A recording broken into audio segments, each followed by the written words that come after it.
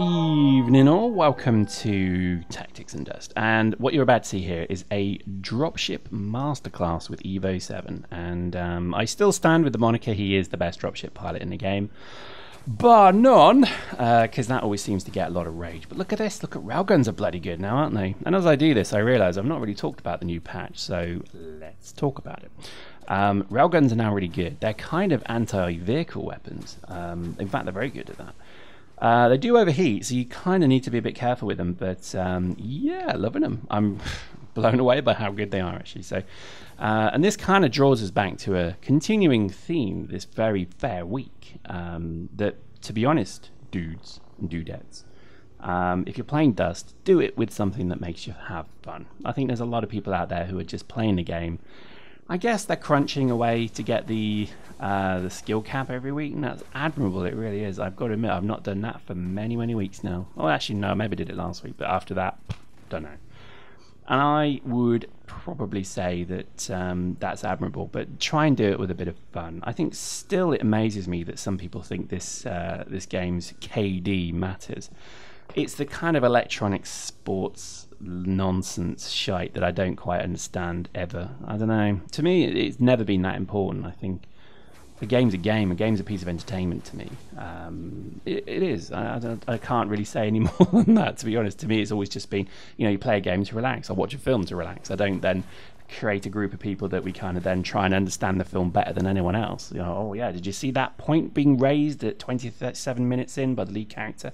Ah yes, but did you actually understand the theme that was underpinning the main announcement? It's like, seriously, fuck off and enjoy the movie. It's like, this is a game, just enjoy it. I think, you know, there's certain room for electronic sporting and stuff. I mean, like StarCraft is a great example of this. If you've ever watched StarCraft being played by the top players in the game, you then do realize that humanity is kind of screwed, because computers probably will be the end of all human reproduction on Earth, because the more and more people get involved with computers, the less sex is happening. And I think when it comes to those guys particularly, I think there's very little fun going on. Anyway, I'm not going to talk about that. I think it's kind of an interesting thing for me. I don't really understand it myself. I don't know. Maybe it's because I'm never actually that serious a gamer. I think I know what I like, and I like what I know, I guess, and that makes sense. And to me, you know, you stick with the games that you're kind of comfortable with, don't you? It's like, I like shooters because there's something very therapeutic about running around shooting dudes. I don't think to myself, right, I know I've got to be, you know, got to get this gun up and then be 27th in the world at this, and oh god, no, just not really my thing. I come from the DayZ school of shooters, which is just, quite frankly, there's a game, enjoy it, you know, go and experience the world, go and shoot some dudes and have fun. And I think, to be honest, you can't go far wrong when you do that. Dust is a funny time at the moment, and I know I'm kind of saying this every time. It's like, to me, it's like, you know, a poor kind of, you know, troubled child who's, you know, started taking to, you know, skinning and gutting next door neighbour's cat. And you're not quite sure how you're going to tell him that poor little Tibbles has gone missing, because, you know that it's in a carrier bag in your dustbin waiting for the trash men to come. But it does feel a bit like that. It's like a troubled child at the moment. So it can give you love, complete and extreme and unconditional love. And by this, I reference the metaphor that actually you can log into a match and have the most incredible experience and time of your life, perhaps, maybe. But you will have an amazing game. And we had this a few times recently with things like plasma cannons and nova knives and remote explosives. And you'll just have a really fun, exciting game where you all kind of end and say, oh my god, that was awesome, and there's laughter and there's smiles and so on. But unfortunately, there can be times when this problem child just completely takes a dump in the middle of the carpet and smooshes it in a bit, because they're troubled. You know, this is the problem of having a game like Dust, is that it's got, I guess, night and day problems, as we would call it.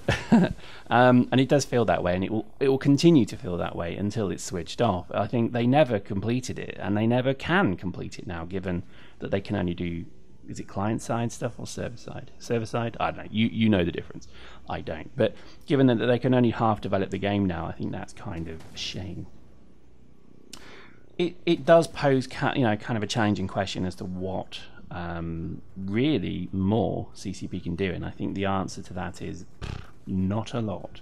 I think the best thing to do is to focus on Legion. I think Legion is going to be, I guess, the next logical step for this IP, but let's look at it. I mean, how maybe Legion was announced too late. Maybe they should have announced Legion maybe 6 months after Dust launched and not done it as a, oh well, Dust is failed kind of post. It should have been a, hey look, Dust is doing okay, but we want to do better, and this is how we're going to do that. We're going to move it to PC, and it's going to be, it's going to be so bigger and part of the EVE universe. Do you know what I mean? It's like, Christ almighty, CCP, do you have marketing people who work for you? Because it doesn't fucking feel like it. It just feels like there's a kind of collection of fuck-ups, statements that are just strung together that sort of say, oh, I'm really sorry about this, bad timing, bad this, bad that. And I don't know, to me it confuses me, it really does, because the message is actually a good one. When you actually distill it, the message is actually an incredible message. Legion is going to be the next generation of this game. That is exciting, that is fun. The fact that it's on a different platform sucks, and the fact that obviously that then means that it's a long way off sucks. The fact that Dust is now pretty much being labelled as a disease dying product sucks. These are all things that suck. And I honestly am gobsmacked at how badly the marketing was pulled together on this. This isn't Rouge's fault. This isn't anything to do with that whole team's fault. It's CCP once again. I don't think they really kind of understand the basics of selling the sizzle of a product. I just don't think they've ever understood that. With EVE, for years, I watched them just constantly kind of balls up. And then when they did, kind of stick their hands in their pocket and kick the dirt a little and say, sorry, we kind of fucked up. And at no point did you say would you ever think to yourself, well, why didn't you just manipulate that to the benefit of the game? The whole Legion thing to me was surprising. I think, to be honest, they could have done that as such a positive message, but I think just the timing was wrong. I think the investment was wrong. I think, taking maybe that long to announce it was also an issue, because, and again, doing it at FanFest where people feel ambushed is not good either. So again, these are all things of yesteryear that really don't matter anymore. But to me, it's kind of grating, I guess, because I don't kind of accept that it was done right. I think it was done poorly. And the opportunity was extreme, it really was, and it's a missed opportunity, because the reality is a lot of people have gone. They've gone, and they're not waiting for Legion. They have left this game, and they have left the IP, and they have left CCP, and they're not playing EVE, and they have gone. And the only connection, weirdly enough, that these people have to any of these products is YouTube. People that still watch my channel, Bam's channel, Judge's channel, these people who stick around because they enjoy watching Aisha's Eyes channel and Logi's, these people who just sit and say, well, I liked it, it was fun, but I don't really want to play it, but I tell you what, I'll keep watching some videos from these guys and see how it goes. And that is an incredibly useful thing as well. But again, do you think CCP get that? Fucking hell no, they don't. They really do not get the way that so much of this works. And it kind of is surprising to me, because when you look at other gaming companies and you look at how crafty and clever they have been with the marketing and the open world social networks and medias that are available to them, and they have done so much with it, and they have propagated their message far and wide, and look at how badly CCP have done this.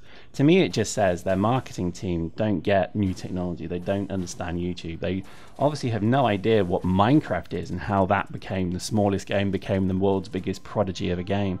They don't get any of this, and I think, quite frankly, they're fucking idiots to miss out on this. But there we go, fun stuff.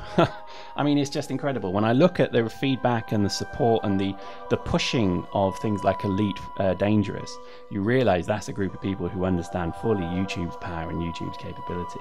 When I look at what CCP do, they don't get it. Hope you enjoyed that. We'll see you next time. Post in the comments, by the way.